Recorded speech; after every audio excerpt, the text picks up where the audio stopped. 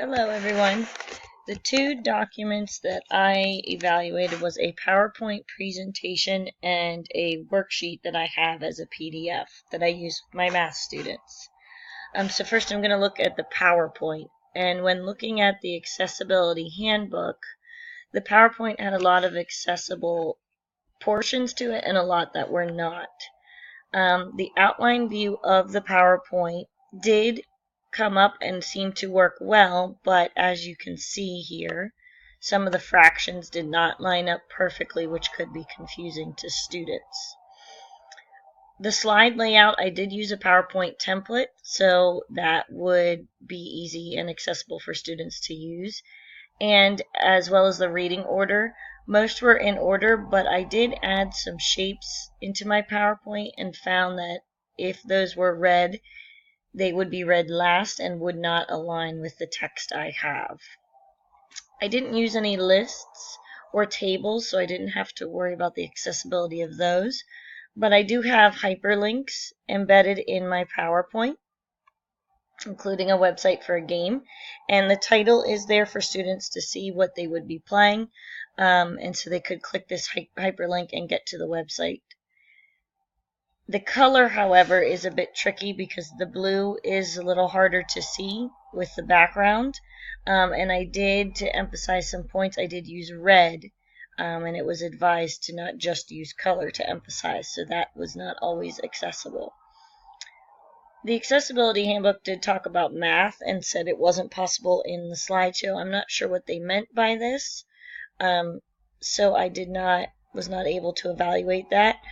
But with this PowerPoint, I didn't have any video or audio. However, as I was presenting it to students, I would be standing and teaching from the PowerPoint, or this would have been recorded online and there would be audio to go along with it.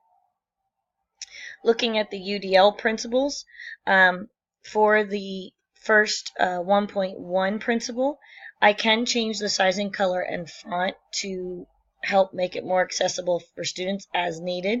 So that is a nice feature of PowerPoint that you can easily do that. 1.2, I do have visuals, and I did try to add alternate text with it to help with the captions, but on the last slide, here is my assignment, and the caption is off to the side, and they can even click a link to get to the worksheet. I did notice that Principle 2.1 would align with it because it talks about clarifying symbols and vocabulary, and that's what I did at the start of my presentation with the students to touch on some pre-taught information so that they know how the vocabulary is used. With Principle 2.3, again, there would be some audio background as I would be teaching it in front of the students or recording that, so that would help support their decoding of text. It is all in English, as primarily my learners are English learners. However, I do have a few students who speak other languages. Although they do all know English, I could make it even better by making it accessible in their home language. Principle 2.5, I do touch on with multimedia and having those links. The links are very explicit and it goes along with the learning that they are doing, such as the website here and the link for the worksheet that they should complete. It definitely does touch on their prior knowledge and activates their background with Principle 3.1. This is information, especially at the beginning of my slideshow, about comparing and these symbols. It does touch on those. And it does scaffold the students. I show them the two different ways to compare fractions in each of the slides. Then I have them practice, and we would be practicing these as a whole group. Then they can play a game, and then they have an assignment to do on their own. So the scaffolding also touches on principles 3.3 and 3.4. As far as Rice's suggestions with making accessible online documents, there are written directions, and it would be verbal as I would be teaching it aloud. I do show for checking understanding as I have the practice built in. It is a little bit different color of a background to kind of gain their attention, but I don't find it too distracting.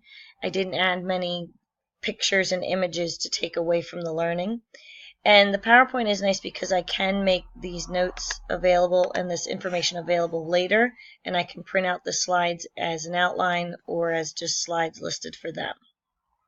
So overall, it's fairly accessible, but I would have to adjust some of the things to make it better for online learners.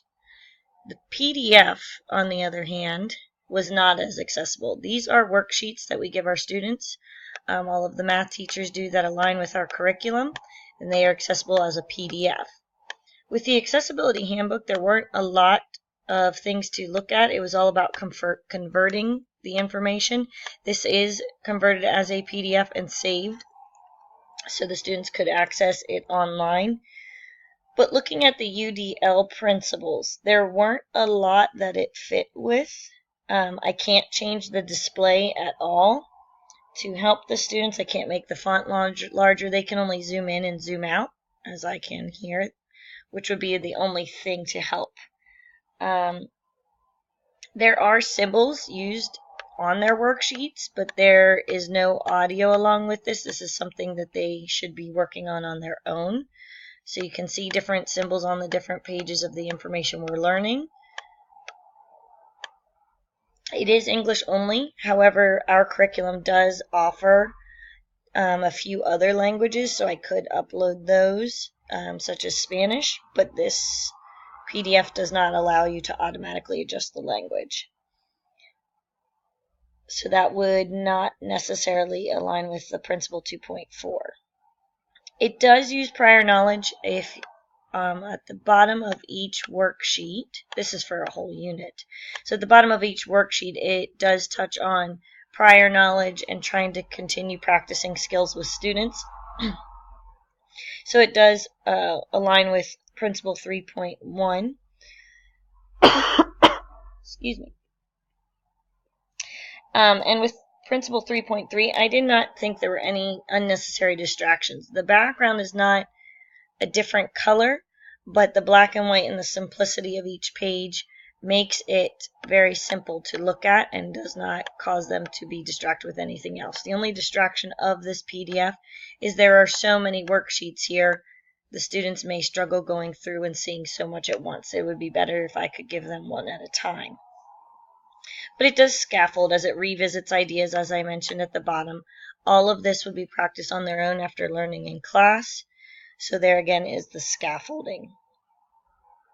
Along with the book, this would be a great PDF to use with small groups or teaming students up.